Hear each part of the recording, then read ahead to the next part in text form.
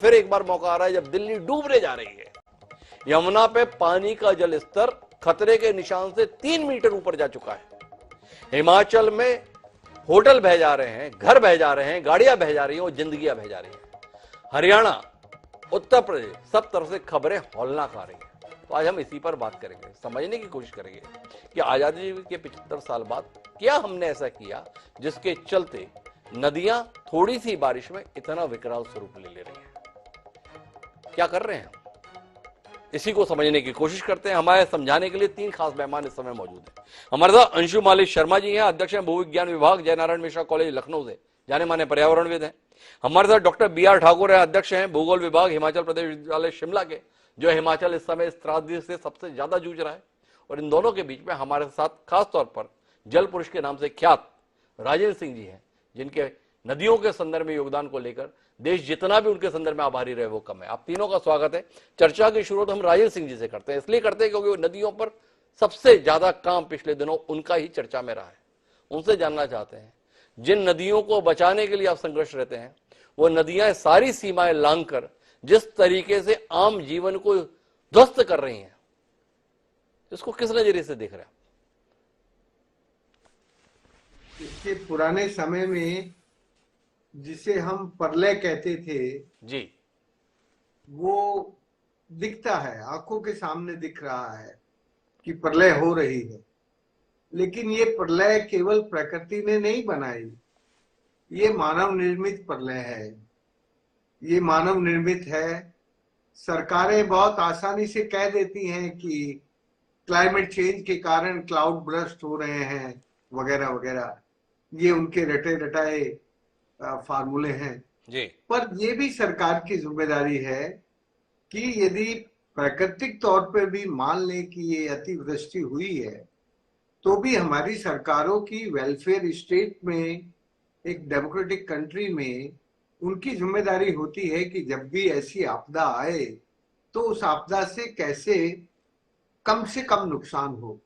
हमारी इस तरह की आपदाओं से कोई तैयारी नहीं है, और जब हमारी तैयारी नहीं होती तब ये फिर हमारे लिए प्रलय बन जाती है।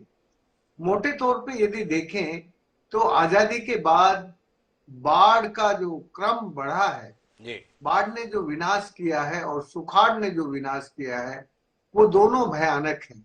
जिस तरह से ऊपर से तेजी से पानी आता है नीचे, तो वहां की मिट्टी कंकड़ पत्थर काट के उस धरती को नंगा करके आ जाता है, तो फिर वहां वर्षा के बाद सुखाड़ आ जाता है, ड्राउट आ जाता है जी। और वो जो मिट्टी के साथ, वो जो पानी के साथ मिट्टी आई, वो मिट्टी नदी में जम जाती है और नदी का तल ऊपर उठा देती है, और फिर वो जो पानी है वो शहरों में जाने लगता है। बांधों की जो वर्षा के जल को अपने अंदर समाने की शक्ति है वो खत्म हो जाती है, नदियों को जो पानी के बहाने की शक्ति है वो खत्म हो जाती है, और फिर ऐसा ही विनाश होता है जैसा 2013 में हुआ, 2017 में हुआ, बराबर ये विनाश का क्रम अब लगातार बढ़ता जा रहा है। मुझे बस इतना कहना है कि भाई केवल प्रकृति को मत दोष दो। ये दोष केवल प्रकृति का नहीं है, ये हमारे लालची विकास का दोष है। और लालची विकास ने, जब भी कुछ ईमानदार वैज्ञानिक बोलते हैं, वैसे तो वैज्ञानिकों ने भी डर के बोलना बंद कर दिया है, वो भी अब आजकल बोलते नहीं है ईमानदारी से, लेकिन यदि किसी ईमानदार वैज्ञानिक ने कोई बात कही तो उसको सरकार के राजनेता और अफसर दोनों अनदेखी करके वो अपना विकास का काम रोकना नहीं चाहते।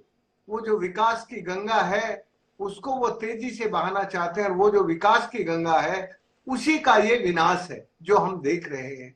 सारे के सारे जितने भी होटल बने हैं, कंस्ट्रक्शंस हुए हैं, उन्होंने जहां नदी का जल बहता था उस प्रवाहमान क्षेत्र को अतिक्रमण कर लिया है। आज हमारी नदियों पर अतिक्रमण है और धरती के पेट के पानी का, नदियों का शोषण है और प्रदूषण है। ये जो तीनों खतरे हैं नदियों पर, ये इस 21वीं शताब्दी के लिए भयानक हैं। अभी भी हमें और हमारी सरकारों को सीख ले लेना चाहिए।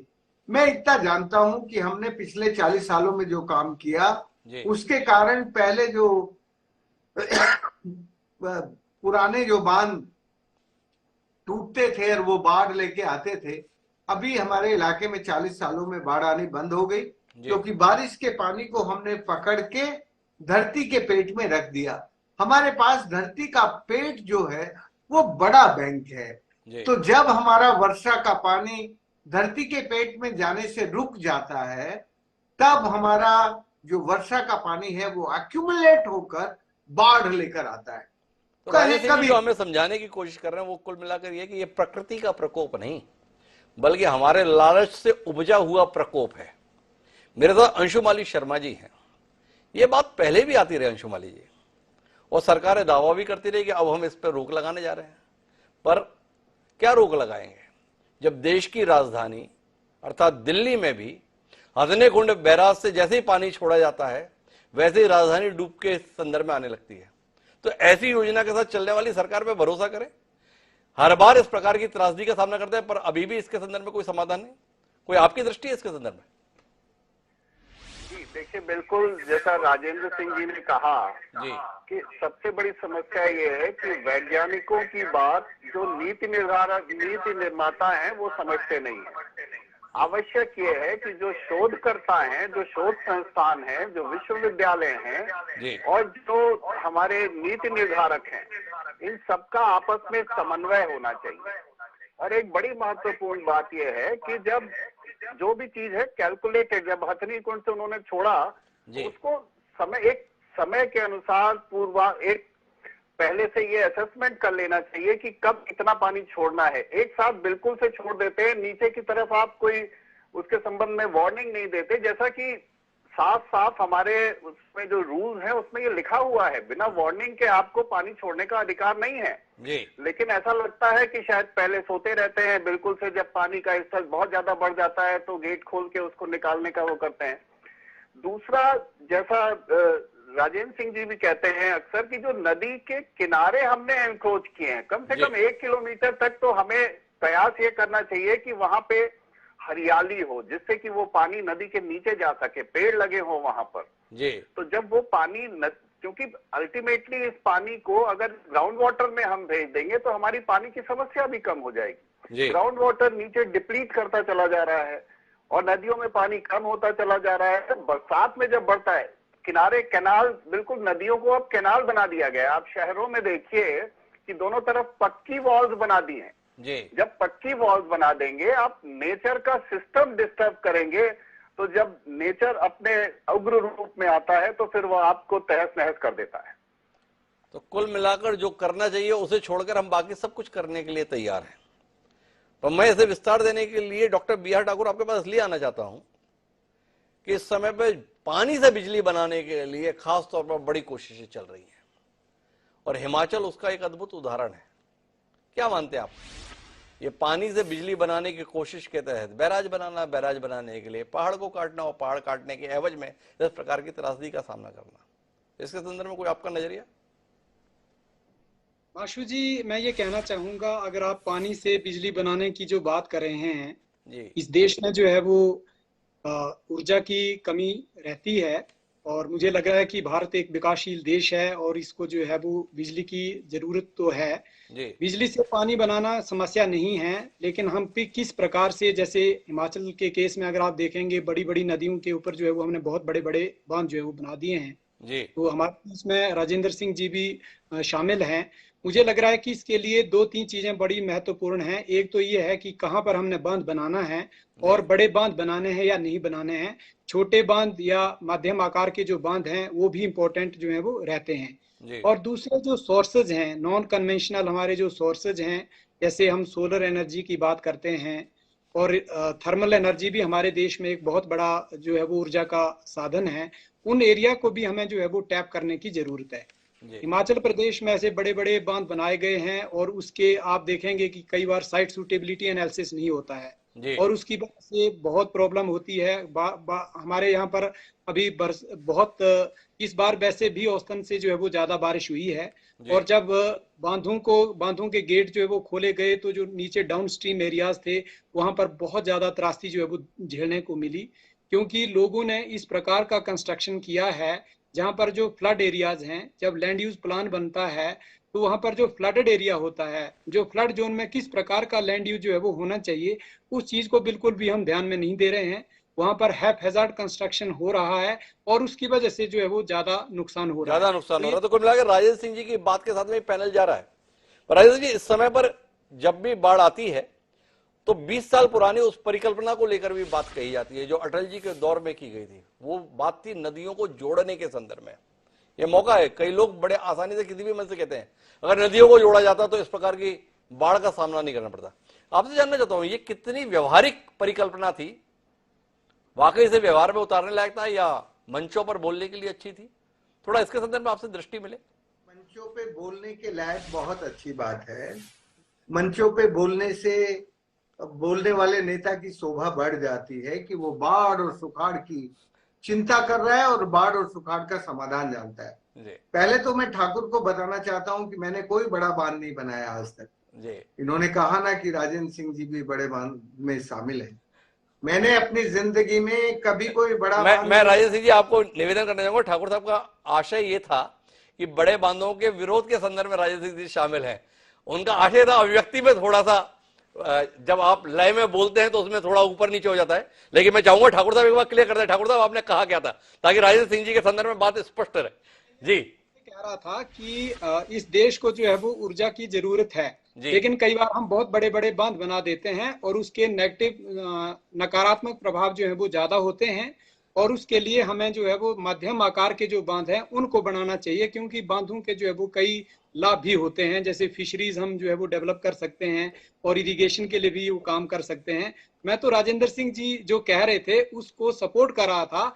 इन्होंने ये कहा कि किस प्रकार से जो हैजार्ड कंस्ट्रक्शन हो रहा है, इलीगल कंस्ट्रक्शन हो रहा है, जो अर्बन प्लानिंग हो रही है वो प्रॉपर प्लानिंग नहीं हो रही है। क्योंकि तो मुझे लगता है राजेंद्र जी बात स्पष्ट हो गई होगी। ठाकुर साहब आपके प्रति सम्मान व्यक्त करते हुए आपकी बात का समर्थन कर रहे थे। जी, मैं बस अब इतना कहना चाहता हूं कि ये जो नदी जोड़ योजना है वो भारत के लिए कदाचित भी अच्छी नहीं है। यदि नदी जोड़ योजना सफल होती है तो भारत और बर्बाद हो जाएगा, क्योंकि जब इनसे यही बांध नहीं संभल रहे हैं, कब कितना पानी छोड़ना, कैसे, अभी जो डूबा है, अभी जो बाढ़ आई है वो तो बांध के कारण ही आई है। बांध ही उसका जनक है उस बाढ़ का। तो मैं इतना कहना चाहता हूं कि नदी जोड़ के बजाय नदियों के साथ भारत के समाज को जोड़ना चाहिए। जब तक भारतीय समाज नदियों के साथ जुड़ा था तब तक वो नदियों को सुरक्षित रक्षित करता था और ऐसी प्रलय नहीं आती थी जो अब पिछले 20-22 सालों में प्रलय आने लगी है। मुझे इतना ही कहना है कि नदी जोड़ की बात करना केवल कॉरपोरेट के लिए बात की जाती है। नदी जोड़ से देश को, समाज को, गरीब को कदाचित फायदा नहीं होगा, केवल कॉरपोरेट को फायदा होगा, क्योंकि उसको बड़े बड़े ठेके मिल जाएंगे और बड़े ठेकों में कोई जनता को पता नहीं होता कि कितना पैसा कहाँ लग रहा है, कैसे लग रहा है। तो बड़े काम करना, सेंट्रलाइज करना इस तरह के पानी को नदी जोड़ के काम से, ये बहुत घातक है। इसके पर्यावरणीय प्रभाव, इसके संवैधानिक प्रभाव, आप जानते हैं कि मेरे देश में पानी के 3 अधिकार हैं। पहला, नदियों का अधिकार है भारत सरकार को नदियों के फ्लो डिसाइड करना। ये भी जो बाढ़ में पानी छोड़ा गया अभी भयानक, ये भारत सरकार ने डिसाइड किया, ये कोई किसी राज्य सरकार का डिसीजन नहीं है। भारत सरकार के आदेश से ये सारा पानी छोड़ा गया जो भयानक बाढ़ लेके आ रही है। तो नदियों के फ्लो का राइट भारत सरकार को है। राज्य में बरसने वाले पानी का प्रबंधन और उपयोग करने का हक, सारे डिसीजन स्टेट गवर्नमेंट को होते हैं। और जो 73rd और 74th अमेंडमेंट आया है हमारे कॉन्स्टिट्यूशन का, उसमें हमारी पंचायत और नगर पालिका को ये राइट है कि उनके पास उनके क्षेत्र में जो वाटर बॉडीज हैं उनका वाटर लेवल डिसाइड करना, उनमें वाटर कंजर्व करना, उसका skill development of efficient use of water municipal area में और पंचायतों में करना। तो ऐसी स्थिति में भारत में नदी जोड़ बिल्कुल संभव नहीं है। आज भारत का कोई भी मुख्यमंत्री ये कहने को तैयार नहीं है, डूबने को तैयार है, डूब तो जाएगा, लेकिन ये कहने को तैयार नहीं है कि मेरे राज्य में सरप्लस वाटर है, मैं दूसरे राज्य को सरप्लस वाटर देने को तैयार हूं। अरे किस देश में तुम नदी जोड़ की बात कर रहे हो? नदी जोड़ बहुत भयानक है, उसके इकोलॉजिकल डिजास्टर है, उसके एनवायरमेंटल। नदी जोड़ को सिरे से आप खाली करते हैं। राजेश जी, एक टिप्पणी आपसे और लूंगा इस कार्यक्रम के अंतर्गत आपसे, वो है जल आधारित विद्युत परियोजनाओं के संदर्भ में, जिसका जिक्र मैंने अंशुमली जी से भी किया था, जिसके संदर्भ में BR ठाकुर साहब से भी हम बात कर रहे थे। कोयला बड़ा खतरनाक है। कोयले के विकल्प के तौर पर जल विद्युत परियोजनाओं के प्रति सरकार का बहुत आग्रह इसलिए रहता है कि जितनी भी लागत है वो निर्माण के समय पे लगती है, बाद में तो केवल पैसा ही गिनना होता है। तो उद्योगपति को भी बढ़िया लग रहा है, सरकार को भी बढ़िया लग रहा है, पर देश के लिए और समाज के लिए ये कितना बढ़िया है, इसमें आप जैसा अनुभवी व्यक्ति थोड़ी दृष्टि दे तो जनता जाने। डॉक्टर हिमांशु, मैं इतना कहूंगा कि ये जो अभी तक भारत में जितनी भी पन बिजली योजनाएं बनी हैं जी, एक तो उन्होंने जितना क्लेम किया था उसका 1/3 भी अचीव नहीं किया जी। पहली बात, मैं छोटी छोटी बातें आपको गिनाना चाहता हूँ जी। 1/3 भी अचीव आज तक नहीं किया किसी भी प्रोजेक्ट ने जी। दूसरा, ये जो भी डैम बनाया गया उसने नदी की हत्या कर दी। इवन गंगा, इवन भागीरथी जी। जब गोमुख से चल के आती है तो टहरी में उसको बिल्कुल हत्या कर दी जाती है। और फिर जिस दिन उस बांध में भी ऐसा पानी आएगा जैसा ये आया हथनी कुंड में, उस दिन वही हाल होगा, उसका भी वही हाल होगा। इसलिए ये जो डैम है, डैम बनाने के लिए मैं पिछले 30 सालों से कह रहा हूं कि भाई नदियों को मत रोको, नदी भी बहे, तुम बिजली भी बना लो। उसके लिए नदी का डिजाइन ये होता है कि नदी के फ्लो को कंटिन्यू रखते हुए आप कितनी बिजली बना सकते हैं उस डिजाइन को लें। लेकिन आज तक भी जो डिजाइन वाले इंजीनियर्स हैं, ये जो पावर लॉबी है, उस पावर लॉबी ने उस डिजाइन पर कभी बात नहीं की। वो डिजाइन बनाते हैं नदी को आगे से रोक के पानी को लिफ्ट करना। तो नदी में जब भी ऊपर से एकदम से पानी आएगा तो फिर हथनी कुंड की तरह यही सारा पानी एकदम खोलना पड़ेगा जो दिल्ली को डुबो रहा है।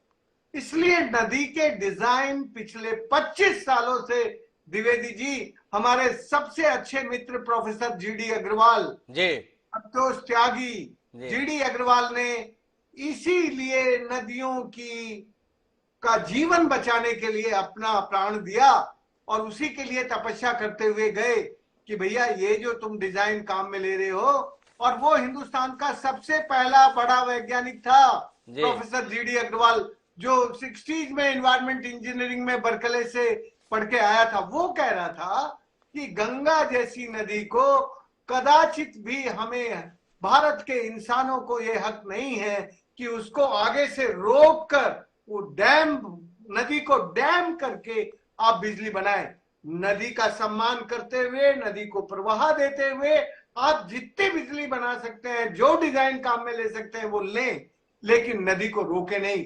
गोमुख से चलने वाला गंगा जल हमारा गंगा सागर तक पहुंचना चाहिए, फिर बाढ़ नहीं आएगी। जब रास्ते खुले मिलेंगे, जब नदी की जमीन पर कब्जे नहीं होंगे, तब नदी का पानी जितना ऊपर से आया निकल के नदी में बह के नीचे चला जाएगा।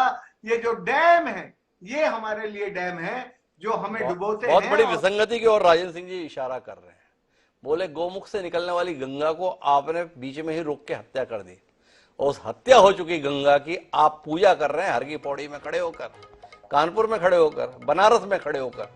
जो दशरथ पूज्य रही उस गंगा के स्वाभाविक प्रवाह को आपने रोक दिया, और आप कहां पहुंचना चाह रहे हैं। मैं अंशुमली जी एक और बात पर आपसे टिप्पणी चाहता हूं, वो ये है कि बाढ़ जब आती है तो इसमें एक बड़ा विरोधाभास देखने को मिलता है। ब्रह्मपुत्र हर साल बाढ़ आती है, बताते इतने गांव प्रभावित हो गए, पर बाढ़ चली जाती है, गांव फिर वहीं बस जाते हैं।